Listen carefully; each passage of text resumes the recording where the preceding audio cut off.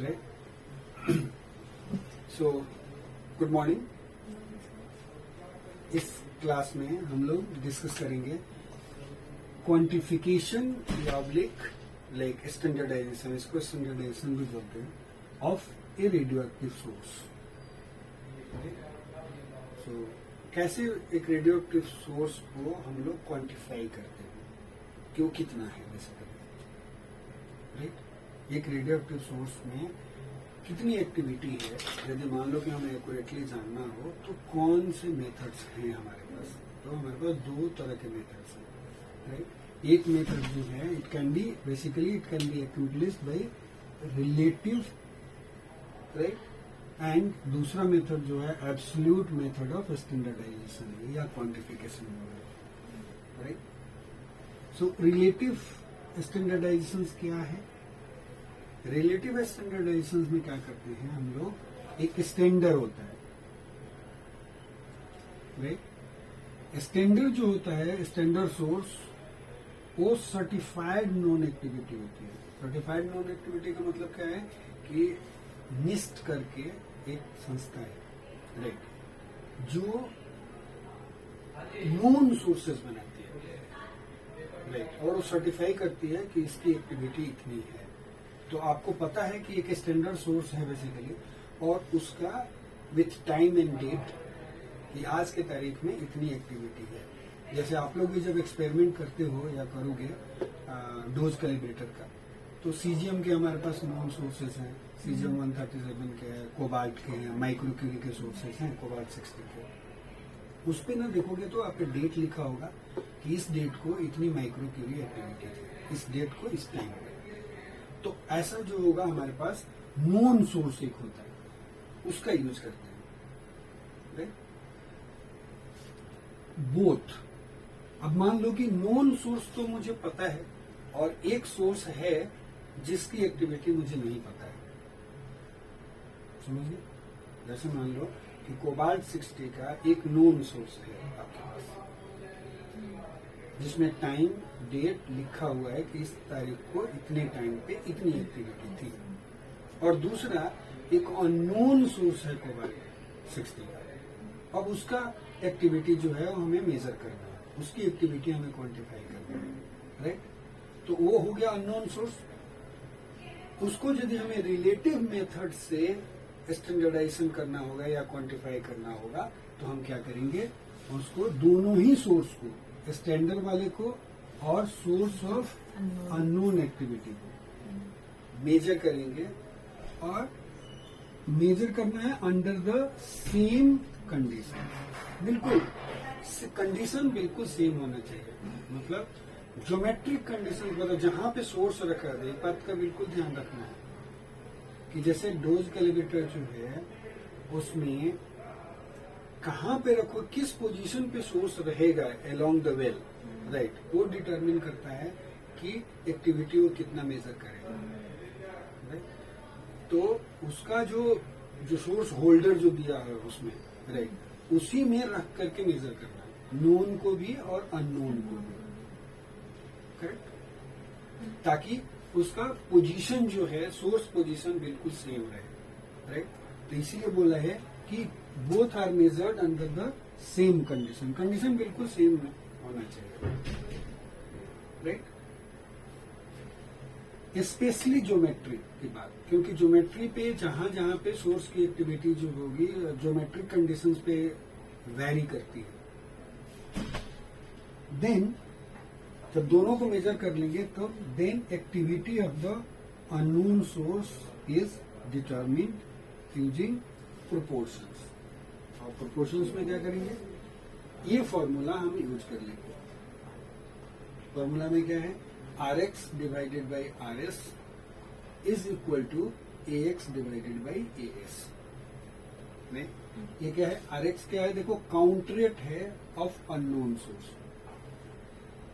Unknown source का count rate जो भी मिला वो लेंगे, डिवाइडेड बाई अननोन सोर्स, जो सोर्स नोन है उसका काउंटरेट कितना है। Rs is the count rate of the standard या नोन सोर्स जो भी था, उसका रेशियो एक्टिविटी के रेशियो में बराबर होगा। तो अननोन Ax जो है वो activity of the unknown source है divided by activity of the standard, दोनों ही सेम प्रोपोर्शन में होगा। इस फॉर्मूला को यूज करेंगे तो देखो हमको क्या क्या चीजें अवेलेबल है। ऑलरेडी ये क्वांटिटी चूंकि स्टैंडर्ड है तो पता है मुझे, करेक्ट। ये एक्टिविटी उसकी पता है, करेक्ट। काउंट रेट कितना आ रहा है वो पता चल जाएगा मॉनिटर पे, करेक्ट ना। काउंट रेट जो है, यदि मान लो तुम काउंट रेट मेजर कर रही हो तो काउंट रेट पता चल जाएगा। तो काउंट रेट पता चल जाएगा तो तीन चीज जो है, तीन क्वांटिटी जो है वो नोन हो गई, तो फोर्थ जो है ऑटोमेटिकली इससे निकल जाएगा, correct. Is it okay, fine. तो ये एक मेथड जो होता है वो रिलेटिव स्टैंडर्डाइजेशन मेथड होता है। दूसरा मेथड जो है वो है एब्सोल्यूट स्टैंडर्डाइजेशन, मतलब इस केस में एब्सोल्यूट एक्टिविटी जो है वो हम क्वांटिफाई करेंगे।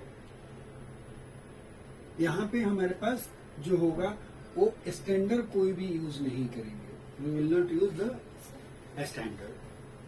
सिर्फ क्या करें, ऑब्जर्व्ड काउंट रेट जो होगा of the unknown source is corrected for some well-known physical properties of the radionuclide in question।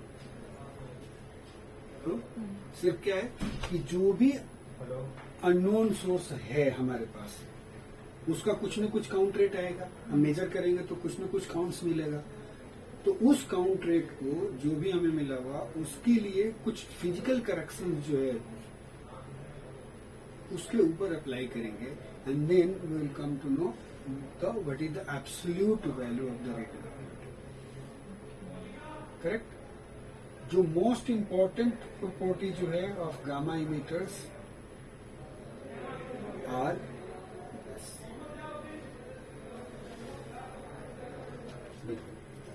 So gamma fraction. Gamma fraction क्या है? It is the fraction of all gamma emission that corresponds to the main peak of gamma spectrum. Basically क्या है कि हमें gamma fraction जो है पता होना चाहिए, राइट, ताकि हम एब्सोल्यूट एक्टिविटी जो है उसको क्वांटिफाई कर सकें।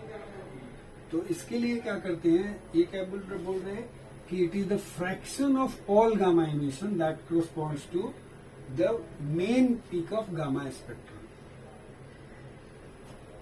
क्या करते हैं हम लोग कि फोटोपिक विंडो सेट करेंगे और फोटोपिक विंडो में जो काउंट आ रहे हैं डिवाइडेड बाय टोटल स्पेक्ट्रम में, समझ गए, ये फ्रैक्शन जो है वो निकालना होता है। जैसे आप ऐसे समझ लो कि आपका स्पेक्ट्रम जो होता है वो ऐसे दिखेगा,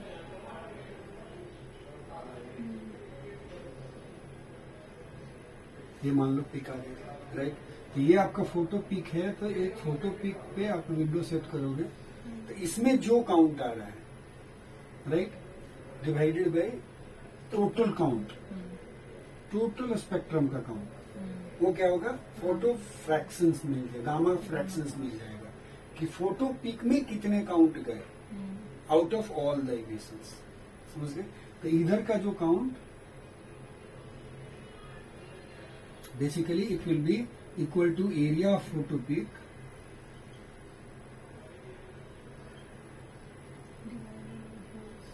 divided by area of whole spectrum, area of whole spectrum। ये वैल्यू जो देगा वो गामा फ्रैक्शन की वैल्यू दे देगा, ठीक है, ये करना होता है। दूसरा और तरीका क्या है कि गामा फ्रैक्शन कैसे निकलता है कि जो रेडियो न्यूक्लियाइड्स का जो डिके स्कीम जो है, हर रेडियो न्यूक्लियाइड का अपना एक डिके स्कीम है जिसमें वो क्या बताता है कि इतना ए गामा मतलब इतनी एनर्जी का, जैसे मान लो कि 140 का इतना % उसका एबंडेंस है, राइट, इतना एनर्जी का गामा का इतना एबंडेंस है, राइट, इसका इतना एबंडेंस है, तो वहां से वो फ्रैक्शंस निकल जाता है, गामा फ्रैक्शंस, समझ गए। तो एक तो डिके जो है gamma fractions are found in the tables along with the decay schemes। जो डीके स्किन का जो टेबल जो होता है वहां से हमें गामा फ्रैक्शन मिल जाता है। तो दो जगह से मिलेगा, एक गामा फ्रैक्शन वैसे मिल जाएगा और नहीं तो ऐसे आप कैलकुलेट कर सकते हो कि कितना जो है वो कोरोस्पॉन्ड कर रहा है main peak of the gamma spectrum. ठीक है। दूसरा फैक्टर ज्योमेट्री का है। ज्योमेट्री क्या है? It is the solid angular, right, subtended between A point source, right, and the cylindrical crystal detector at a given distance. इसको ना वो डायग्राम से देख लेते हैं, यहीं पे बना देता हूँ। ठीक है।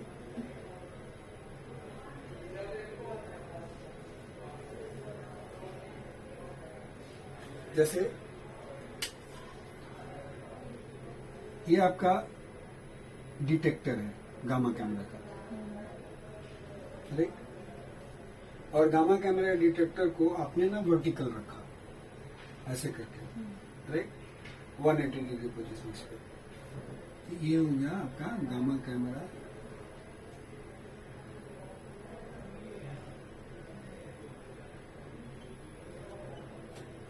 का हो गया डिटेक्टर, और यहाँ पे एक पॉइंट सोर्स है। ये बन गया आपका पॉइंट सोर्स। समझ गए? तो अब देखो, ये तो 2 डायमेंशनल में फिगर बना रहा हूँ, बट एक्चुअली है 3 डायमेंशनल सॉलिड एंगल जो होता है। ये तो क्रिस्टल जो होगा वो उसका पूरा का पूरा, यदि सर्किल होगा तो पूरा सिलेंडर की तरह दिखेगा, उसका बनेगा, राइट। लेकिन यदि रेक्टेंगुलर है, ऐसा है, तो आपका पॉइंट सोर्स इधर है, तो पॉइंट जो मैच करेगा इधर की तरफ ये जाएगा और ये इधर की तरफ जाएगा। समझ गए? एक इधर पॉइंट जाएगा, एक इधर पॉइंट जाएगा, राइट। यदि 2 डायमेंशनल में हम बनाएंगे तो ये एंगल इससे जाएगा, राइट। तो ये एंगल जो बनेगा यहाँ पे, ये सॉलिड एंगल बनेगा। यही बोल रहा है, solid angle is the angle subtended between A point source and the cylindrical crystal detector. ये क्रिस्टल डिटेक्टर है, राइट। इससे जो कोण बनाया है गिवन डिस्टेंस, इतना डिस्टेंस, राइट। तो ये जो बनेगा, ये एंगल जो है वो सॉलिड एंगल बनेगा, सॉलिड एंगल।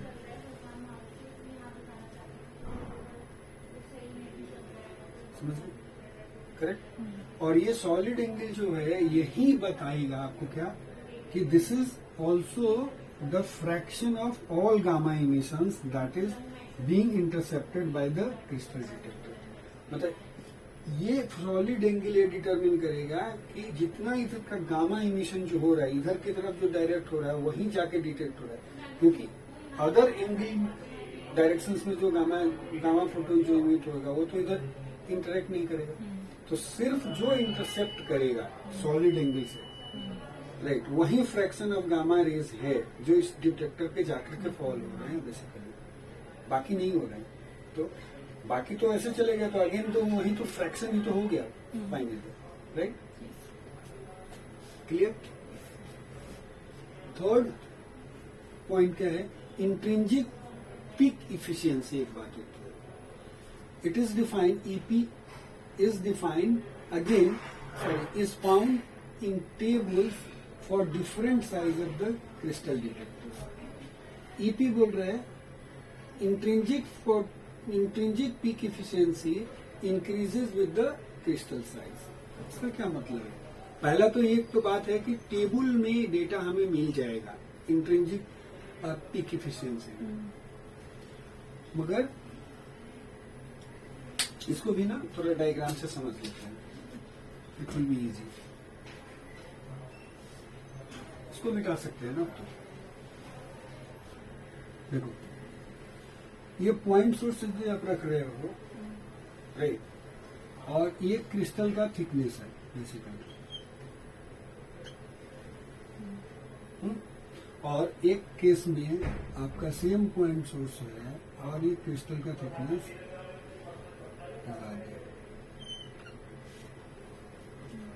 दो सिचुएशंस बना, राइट, करेक्ट। एक तो थिकनेस, तो साइज जो है किसका बड़ा है? साइज का मतलब क्या होता है? साइज मतलब डायमेंशन, लेंथ टू ब्रेथ जाएगा, राइट। एक बड़ा साइज का है, एक छोटा साइज का है, राइट। जब छोटा साइज जब छोटा होगा तो दो तरह की चीजें हो सकती है। एक तो सारे के सारे फोटोन जो होंगे, हो सकता है कि ये न स्टॉप कर पाए, समझिए। यदि मान लो कि बिल्कुल थिन क्रिस्टल होगा तो उस केस में सपोज करो 99M टेक्नीशियन है, करेक्ट। तो इसके फोटोन जो है 140 kb के हैं, और ये डिटेक्टर का साइज मान लो ऑप्टिमम है, तो ये सारे के सारे फोटोन जो होंगे इसके अंदर एब्जॉर्ब हो जाएंगे। जब एब्जॉर्ब हो जाएंगे तो हमारा फोटो पीक जो होगा वो 7 बनेगा, करेक्ट। क्योंकि फोटो पीक का साइज जो होगा वो सारे के सारे एनर्जी चूंकि एब्जॉर्ब हो जा रहे हैं, तो इसलिए फोटो पीक में काउंट जो मिलेगा मुझे बहुत अच्छा काउंट मिलेगा। लेकिन दूसरे केस में क्या होगा कि इस केस में, नेक्स्ट वाले केस में एक ले लो आयोडीन 131 का, समझ गए। और सेम आप ऐसा करो, इसको रहने दो। टेक्नीशियन की जगह पे अब हम क्या कर रहे हैं, आयोडीन 131 ले रहे हैं। अब क्या होगा, आयोडीन 131 की एनर्जी जो है वो कितने 364 kV है। तो ये 364 kV की एनर्जी जो है इसको तो पेनिट्रेट कर जाएगी, तो सारा का सारा एब्जॉर्प्शन इसके अंदर नहीं होएगा। तो फोटो पिक जो होगा इसका वो क्या होगा, फोटो पिक में हमें कम काउंट्स मिलेंगे क्योंकि बहुत सारे जो हैं इसको स्केप कर जा रहे हैं, समझिए। तो फोटो पिक की जो इंट्रिंसिक फोटो पिक की इफिशियंसी जो उस क्रिस्टल के लिए जो होगी वो किसके डिपेंडेंट है, एनर्जी पे डिपेंडेंट है। यदि हमारा क्रिस्टल का साइज सेम है तो इसके लिए क्या क्रिस्टल साइज का चाहिए, ज्यादा चाहिए, बड़ा चाहिए, मतलब थिकनेस ज्यादा चाहिए आयोडीन के लिए कंपेयर टू टेक्नीशियन, समझ गए। क्योंकि जितने काउंट आएंगे जो ऑब्जॉर्व होंगे वहीं जाकर के फोटो पिक में अपीयर होंगे, पूरा का पूरा एनर्जी ऑब्जॉर्व होगा तो ही वो फोटो पिक में जा पाएगा। क्लियर, समझ में आ रहा बात। यहाँ पे वही वो बोल रहा है कि फोटो पिक इफिशियंसी जो है it is can be found in tables for different sizes of crystal detectors के लिए। वहां से आपको फोटो पिक इफिशियंसी मिल जाएगी। तब अननोन सोर्स जो है, activity of the unknown source AS is then calculated using formula this. उसमें क्या करना पड़ेगा, आरएक्स जो है उस अननोन सोर्स का काउंट रेट है डिवाइडेड बाय एक करेक्शन फैक्टर हो गया आपका क्या, fraction of gamma, right, photo peak area, हाँ फोटो पिक, राइट वो, या एरिया ऑफ फोटो पिक वाला डिवाइडेड बाय होल स्पेक्ट्रम से निकल रहा है, या आपको टेबल से डीके स्क्रीन के टेबल से निकाल लो। दूसरा ज्योमेट्री से निकाले हो जो सॉलिड एंगल से जो आया था। और तीसरा जो है करेक्शंस उसकी इंट्रिंसिक पीक इफिशियंसी जो क्रिस्टल की है उसके लिए वो वाला वैल्यू सीधा डालना पड़ेगा। तो ये काउंटर से जब इसको आप डिवाइड कर देंगे तब जाके उसका एक्टिविटी निकल के आएगा, समझिए। तो ये एब्सोल्यूट क्वांटिफिकेशन मेथड थे।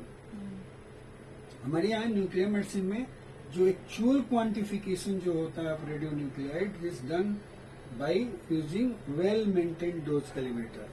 मतलब क्वांटिफिकेशन मतलब मेजर करना कि कितनी एक्टिविटी है, उसका मेजरमेंट जो है न्यूक्लियर मेडिसिन में डोज कैलिब्रेटर से होता है। और वेल मेंटेन क्यों लिखा है, वेल मेंटेन डोज कैलिब्रेटर का मतलब क्या है कि वो क्यूसी उसका हुआ है, परफेक्ट है, मतलब उसमें कोई एरर नहीं है, वो आपको क्वालिटी एश्योरेंस हुआ है and it is working perfectly alright, right. इसको बोलेंगे वेल मेंटेन्ड डोज कैलिब्रेटर। ठीक है। सो हमने दो मेथड्स डिस्कस किए, एक रिलेटिव मेथड डिस्कस किया, दूसरा जो था एब्सोल्यूट क्वांटिफिकेशन मेथड डिस्कस किया to quantify the radioactivity. और फाइनली क्या बोला कि न्यूक्लियर मेडिसिन में जो एक्चुअल क्वांटिफिकेशन जो सोर्स का जो होता है वो होता है यूजिंग डोज कैलिब्रेटर। ठीक है, थैंक यू।